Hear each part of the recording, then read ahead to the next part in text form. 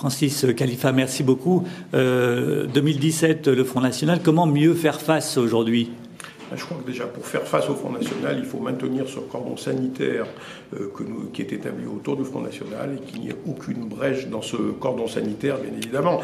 Alors après, nous savons très bien ce que sont que les partis d'extrême droite. Nous savons très bien que les partis d'extrême droite se servent de la démocratie pour arriver au pouvoir, pour ensuite mieux détruire la démocratie, pouvoir se maintenir au pouvoir. Et je crois que nous devons être très vigilants parce que ce qui risque d'arriver, c'est que finalement le Front National réussisse à agréger autour de lui suffisamment d'électeurs pour pouvoir peser sur les élections présidentielles et sur le prochain gouvernement qui, j'espère, ne sera pas issu de ses rangs, et qu'il soit obligé que cette porosité à laquelle nous assistons aujourd'hui au niveau des idées puisse cette fois être une porosité qui puisse être au niveau des hommes et que l'on puisse, j'espère, à Dieu ne plaise, avoir un gouvernement qui ait besoin, pour pouvoir gouverner dans notre pays, de s'allier au Front National. Et c'est pour ça que je souhaite, bien sûr, que ce soit que les partis démocratiques, que ce soit à gauche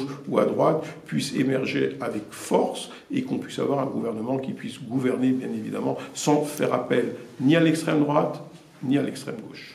Et Marine Le Pen et sa stratégie de dédiabolisation, en fait, cache derrière la vitrine médiatique quelques permanences de l'extrême droite française, notamment les identitaires. Oui, je crois que la permanence essentielle de l'extrême droite de façon générale et de l'extrême droite française en particulier, ce sont les identitaires, cette revendication identitaire européenne que l'on retrouve dans toute l'extrême droite européenne. Et je crois que c'est là qu'est le vrai danger de l'extrême droite. Et je crois qu'il ne faut pas... Identitaire au sens racialiste, il faut le rappeler. Évidemment, c'est l'identité raciale et non pas une identité qu'on pourrait trouver, une identité facile, simple, dans laquelle on pourrait chacun se reconnaître. Non, il s'agit d'une identité racialiste et c'est cette identité-là qu'il nous faut combattre. C'est ce mouvement identitaire qu'il nous faut combattre parce qu'il est un danger pour l'Europe et que c'est ce mouvement identitaire